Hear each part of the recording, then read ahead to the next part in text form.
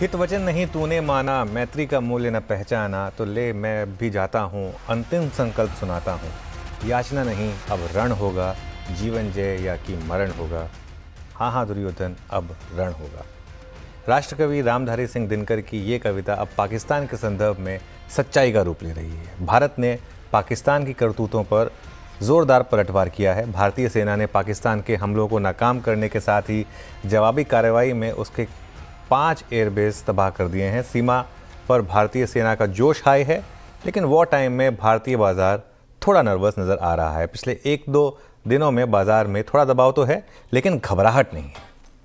बिल्कुल, हालांकि ये समझना भी जरूरी है कि अगर ये जंग लंबी खिंचती है तो भारतीय बाजार और इकोनॉमी पर इसका क्या असर पड़ने जा रहा है। भारतीय निवेशकों को इस मौके पर क्या करना चाहिए, आप किन सेक्टर्स पर फोकस करना चाहिए, इन मुद्दों पर चर्चा के लिए हमारे साथ जुड़े हैं ट्रस्ट म्यूचुअल फंड के CIO मिहिर वोरा जी और प्रकाशदीवान.in के प्रकाश दीवान जी। सर, बहुत स्वागत है आप दोनों का ही CNBC आवाज पे। बहुत शुक्रिया अपना समय देने के लिए। आप दोनों के पास आऊंगी पहले, लेकिन उससे पहले अनुज सर, जिस तरीके से हमने उम्मीद लगाई थी और आशंका जताई जा रही थी कि पाकिस्तान अपनी हरकतों से बाज नहीं आएगा, और वो होता हुआ दिखा शनिवार को।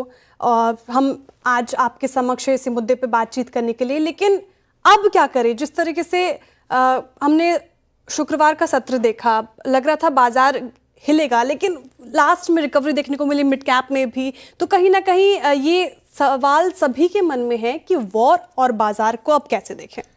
देखिए श्रेया, कुछ समय के लिए बाजार में अस्थिरता रहेगी। अस्थिरता मतलब आप कहें कि वॉलेटिलिटी रहेगी।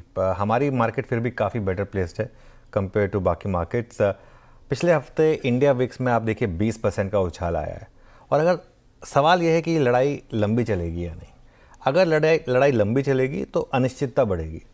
मार्केट को एक चीज़ जो नहीं पसंद है वो है अनसर्टेनिटी। मार्केट को अगर आप कह दें कि एक हफ्ते में वॉर खत्म हो जाएगी, उसके बाद आप डैमेज का असेसमेंट कर लीजिए, मार्केट एक दिन में उसका एनालिसिस कर देगी। मार्केट को प्रॉब्लम तब होती है जब हमें ये नहीं पता होता कि कब तक चलेगी। ये मैं पहले एक चीज़ कह देता हूँ कि लेकिन ये ज़रूरी था जो हम कार्रवाई कर रहे हैं, और ये थोड़ा बहुत अगर उससे मार्केट का लॉस होता है तो कोलैटरल डैमेज है जिसको हमें अपने स्ट्राइड में लेना होगा। ये घटना लेकिन तब हुई जब भारतीय बाजार पटरी पर आ रहे थे। हमने इस घटना से पहले बहुत नेगेटिव्स झेले थे, अर्निंग्स की प्रॉब्लम, टैरिफ की प्रॉब्लम, वो सबसे हम उबर रहे थे। इसके बीच में ये आ गए, तो मुझे थोड़ी सी ना इसमें एक सैबोटाज, जो इकोनॉमिक सैबोटाज है, थोड़ा सा मुझे उसकी भी एक बू आती है यहाँ पर। और टैरिफ वॉर के बाद भारत एक बड़ी शक्ति बनकर उभर रहा है, उभरेगा, इन सब चीज़ों का सामना करेगा और बड़ी शक्ति के रूप में उभरेगा। बिल्कुल, बड़ी शक्ति के रूप में उभरेगा, ये हम कामना करके चल रहे हैं। और जो दिख रहा है, लगातार हम कार्रवाई कर रहे हैं, पाकिस्तान की घिनौनी हरकतों को हम धूमिल कर रहे हैं, उसको मिट्टी में मिला रहे हैं। लेकिन बाजार पे बातचीत करते हुए सर, जैसा कि आपने कहा, लेकिन ट्रेडर्स के मन में अभी भी सवाल है, जो बहुत कंपल्सिव ट्रेडर्स हैं, जो ट्रेडिंग कर किए बिना रह नहीं सकते और बाजार में पैनिक नज़र बनाए रखते हैं, उनको क्या करना चाहिए, उनके लिए क्या हिदायत होगी? बिल्कुल, देखिए ट्रेडर को एक चीज़ समझनी होगी, और इसमें कोई दिक्कत नहीं है। हर मार्केट एक जैसी नहीं होती। ट्रेडर को ये समझना होगा कि अब ये मार्केट एक ट्रेंडिंग मार्केट नहीं होगी। अब आपको इस मार्केट में लेवल बेस्ड ट्रेडिंग पे वो मौका नहीं मिलेगा। इस मार्केट में खासतौर से इंट्राडे में लेवल बेस्ड ट्रेडिंग काम नहीं करेगी, क्योंकि कई ब्रेकडाउन्स होंगे, कई ब्रेकआउट्स होंगे, और इनमें से कई फेक होंगे। कई जैसे आपको लगेगा कि मार्केट ब्रेकडाउन कर रहा है, अगले दिन मार्केट रिकवर हो जाएगा।